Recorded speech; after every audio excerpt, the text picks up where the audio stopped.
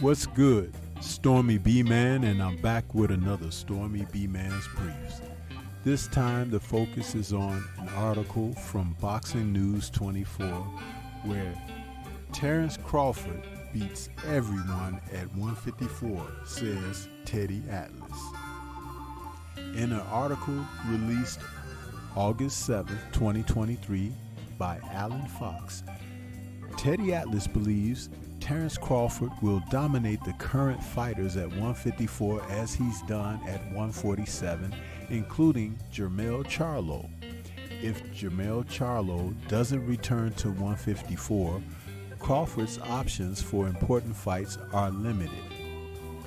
According to Atlas, who thinks Crawford can win for a while, but he'll get old soon, and when that happens, his time will be done. To maximize the time he's got left, Crawford, who's now 40-0 with 31 KOs, will need to put himself at risk of getting knocked out at 168 because he's not going to get the fights he wants at 154.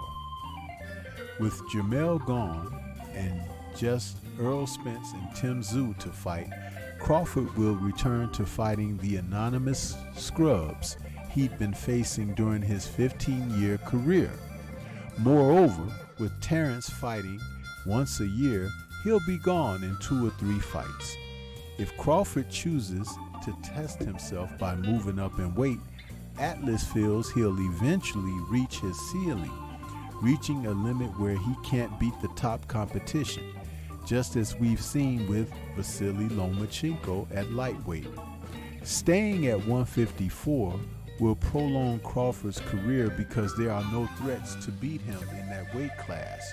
Crawford would be the monarch of that weight class, but would he rule?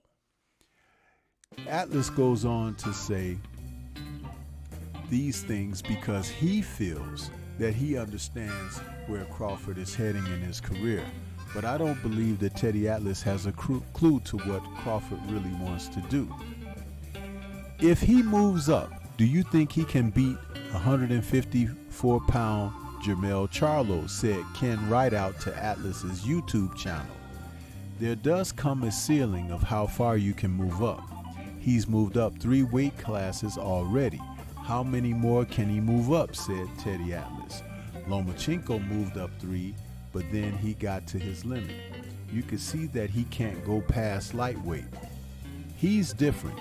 Crawford's got a different body. He's got a different skeleton. You can put some more mass on him because of how wiry and tall he is, how long his arms are. See, the whole point of this is now that when you have fighters that are good fighters, they like to press to see how far the rubber band will expand. But Crawford has already put out there that he's not going to go up to 160 or 168 pounds.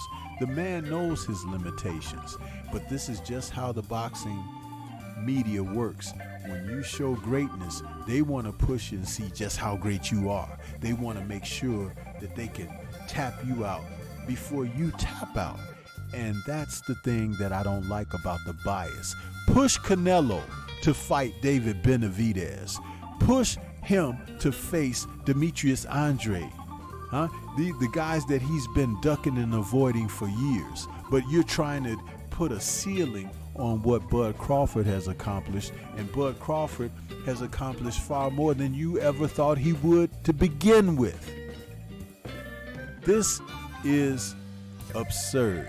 And it is biased. And it is bigoted. Just as I've stated before in the past. But just let me know, what do you think? This is Stormybman.